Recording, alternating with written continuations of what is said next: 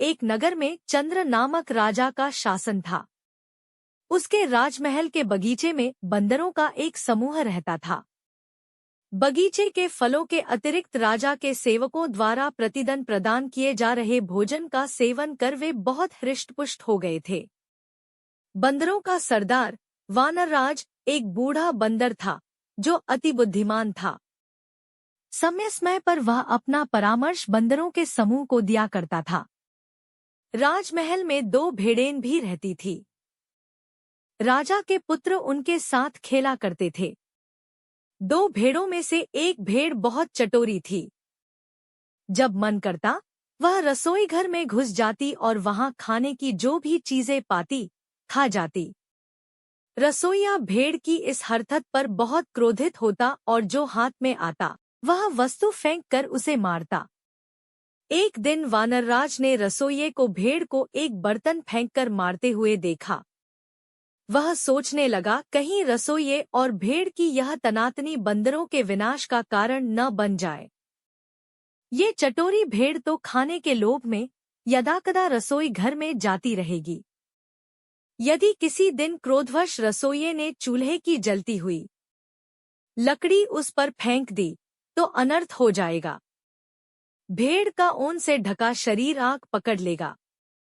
भागते हुए भेड़ अस्तबल पहुंच गई तो सूखी घास से भरा अस्तबल धधक उठेगा। घोड़े जल जाएंगे और फिर वही बंदरों का काल बनेंगे।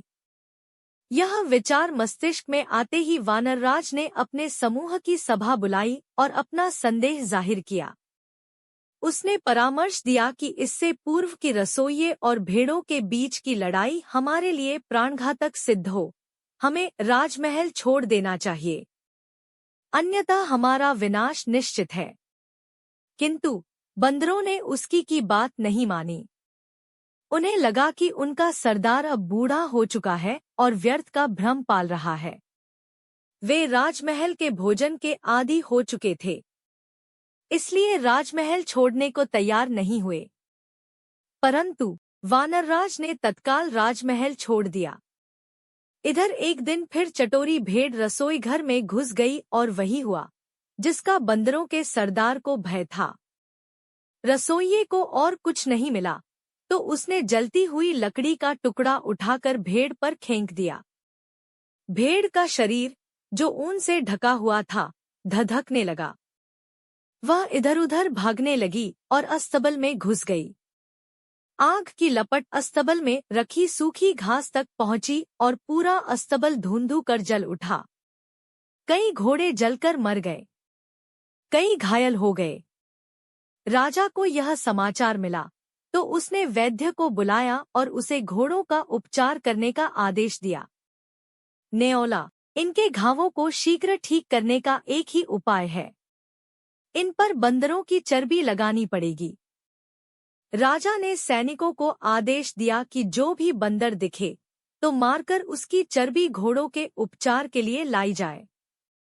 राजमहल के सारे बंदर मार दिए गए। जब वानरराज तक यह बात पहुंची तो वह बहुत दुखी हुआ।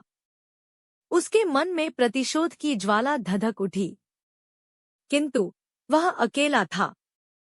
वह युक्ति सोचने लगा जिससे वह राजा के कुल का भी वैसे ही सर्वनाश कर दे जैसे उसने उसके कुल का किया है। एक दिन वह पानी पीने एक झील के पास गया। उस झील में सुंदर कमल खिले हुए थे। वानरराज ने देखा कि मनुष्यों और जानवरों के पदचिन्ह झील की ओर जाते हुए तो हैं, किंतु वापस आते हुए नहीं है।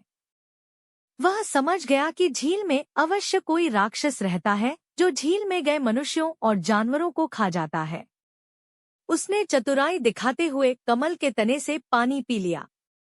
जब झील में रहने वाले राक्षस ने यह देखा, नेओ झील से बाहर आ गया। उसने कई आभूषण पहने हुए थे। वह वानरराज से बोला, जो भी झील में आता है मैं उसे खा जाता हूँ, किंतु तुम तो चतुर निकले। मैं तुम्हारी चतुराई देख प्रसन्न हूँ। मांगो, क्या मांगते हो? वानरराज बोला, एक राजा ने मेरे संपूर्ण वंश का नाश कर दिया है। मैं उससे प्रतिशोध लेना चाहता हूँ। आप मेरी सहायता करें, मुझे अपना कंठार दे। मैं आपको वचन देता हूँ कि मैं आपके आहार के लिए राजा और उसके अनुचरों को इस झील में लाऊंगा। राक्षस ने वानरराज को कंठार दे दिया। वह हार पहनकर बंदरों के सरदार राजा के नगर पहुंचा। वह वहां एक पेड़ से दूसरे पेड़ पर झूलने लगा। जिसकी भी दृष्टि उस पर पड़ती, वह कंठार देखकर दंग रह जाता। राजा के सैनिकों की दृष्टि भी उस पर पड़ी और वे उसे पकड़कर राजा के समक्ष ले गए। राजा ने उससे पूछा, तुम्हें ये कीमती कंठार कहाँ से प्राप्त हुआ? मृद्धि के देवता द्वारा प्रदान किया गया है। वह जंगल के बीचों बीच स्थित एक झील में निवास करते हैं। जब सूर्य आधा उदय होता है, उस समय जो व्यक्ति उस झील में डुबकी लगा ले, तो उसे समृद्धि के देवता का आशीर्वाद और कंठार प्राप्त होता है। राजा उसकी बातों में आ गया। वह अपनी पत्नी और पूरे परिवार सहित उस झील में डुबकी लगाने तैयार हो गया। वानरराज ने कहा, कल सुबह की मंगल बेला में पधारिए। लोभ में अंधा हो चुका राजा अगली सुबह अपनी पत्नी, पुत्र, परिवारजन, मंत्रियों और सेवकों सहित झील पहुंचा। वानरराज भी उनके साथ था। वह बोला, महाराज, सबको अलग अलग स्थानों से झील में उतरना होगा। सबके जाने के बाद आप अंत में झील में उतरिए। राजा की पत्नी, पुत्र, परिवारजन, मंत्री, सेवक सभी अलग अलग स्थानों से झील में उतर गए और राक्षस द्वारा खा लिए गए। बहुत देर तक जब कोई बाहर नहीं आया, तो राजा ने चिंतित होकर पूछा, हे वानरराज, मेरे पत्नी, पुत्र, परिवारजन, मंत्री और सेवक बाहर क्यों नहीं आ रहे हैं? तब वानरराज एक पेड़ के ऊपर चढ़ गया और राजा से बोला, अरे दुष्ट, तुम्हारा समस्त परिवार, मंत्री और सेवक राक्षस द्वारा खा लिए गए हैं। तुमने मेरे परिवार को मौत के घाट उतारा था। आज मैंने उसका प्रतिशोध ले लिया है।